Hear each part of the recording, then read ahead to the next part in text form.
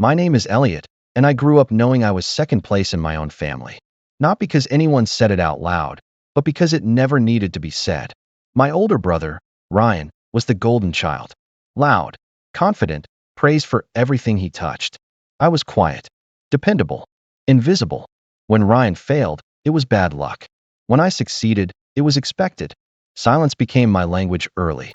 I learned that asking for attention made things awkward, so I stopped asking. I didn't realize then that silence doesn't protect you.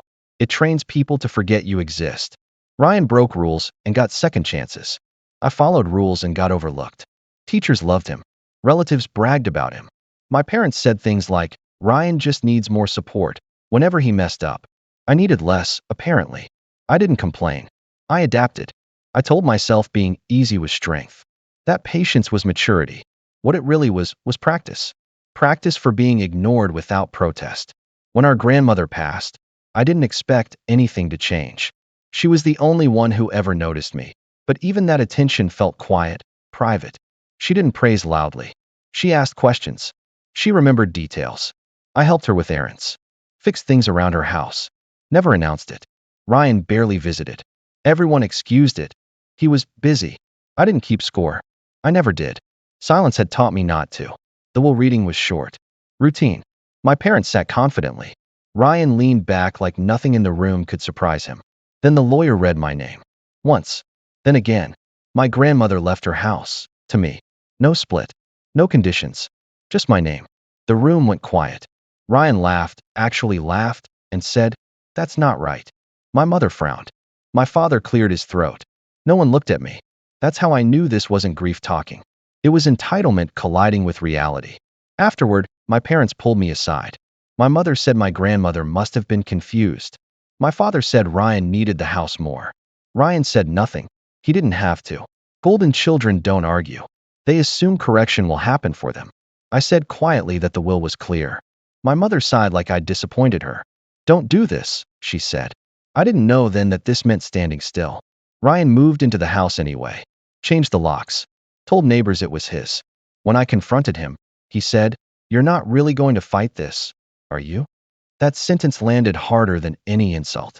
Because it revealed what my silence had taught him, that resistance wasn't something he needed to prepare for. I called my parents. They told me to let things cool down.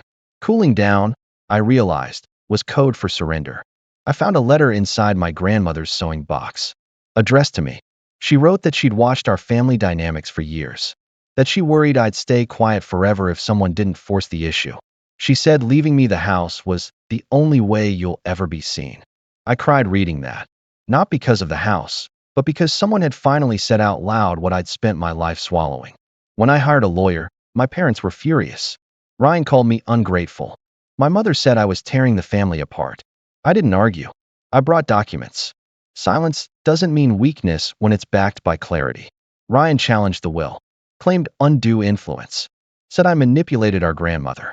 The irony didn't escape me, being accused of control by someone who'd never respected a boundary in his life.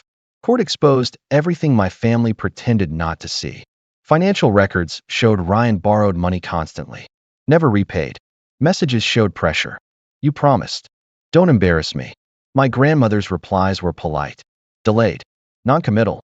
Silence again, but intentional. The judge noticed. Judges always do. Ryan testified confidently. Said he was always there. The judge asked for proof. He had none. I testified quietly. Dates. Actions. Consistency. The judge didn't smile, but she nodded. When my grandmother's letter was read aloud, my mother cried. Ryan stared straight ahead. The truth doesn't need volume. It just needs light. The ruling was decisive. The will stood. Ryan was ordered to vacate. The judge said something that ended everything. Favoritism is not legal entitlement. I didn't feel victorious. I felt aligned. Like my spine finally matched my silence. My parents didn't apologize.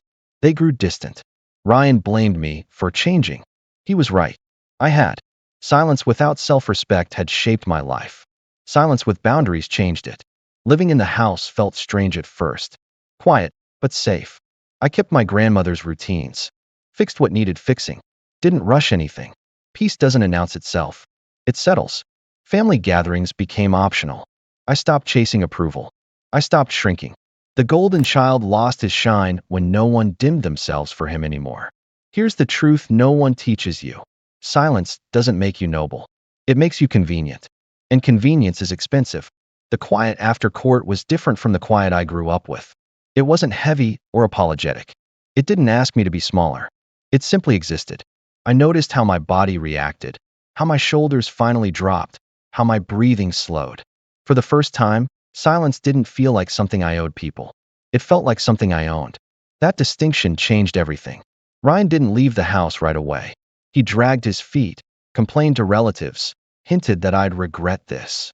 My parents backed him quietly, the way they always had, without words, without accountability.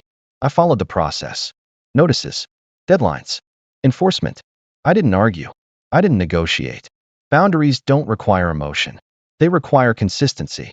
When Ryan finally moved out, he didn't look at me.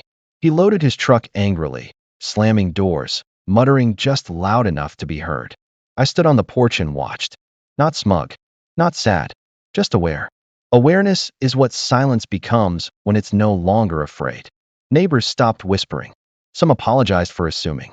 One told me my grandmother used to say, "Elliot notices what others ignore."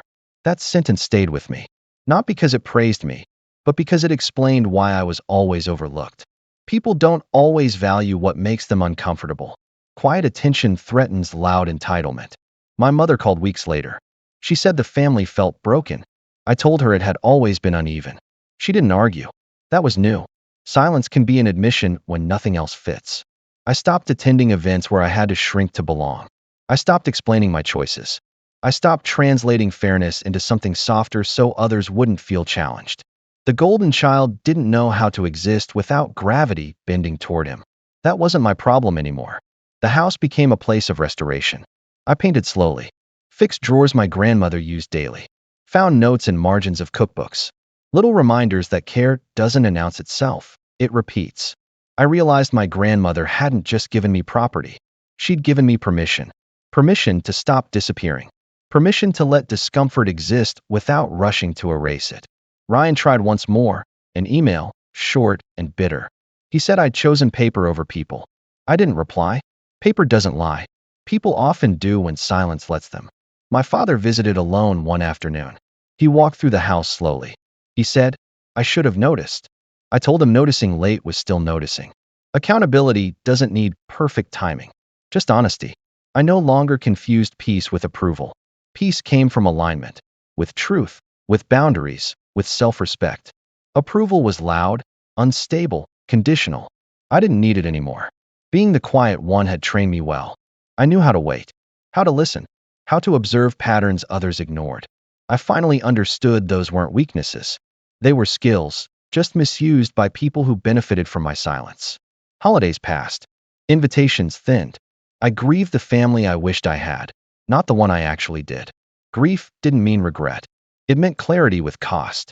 I stopped flinching when people called me changed. Change is what happens when you stop accepting roles that were never fair. Sometimes I sit in the living room at night with all the lights off. The house settles. Wood creaks. Silence breathes.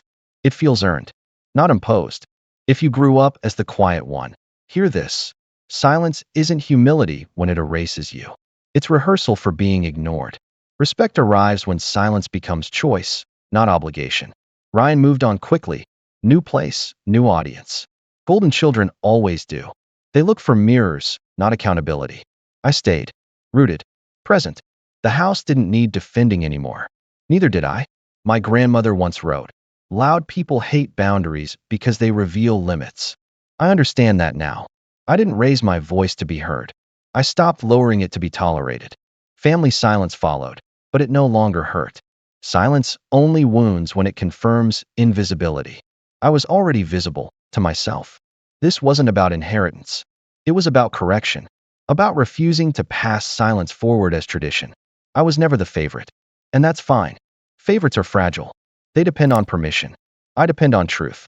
My name is Elliot. I stayed quiet long enough to see everything clearly.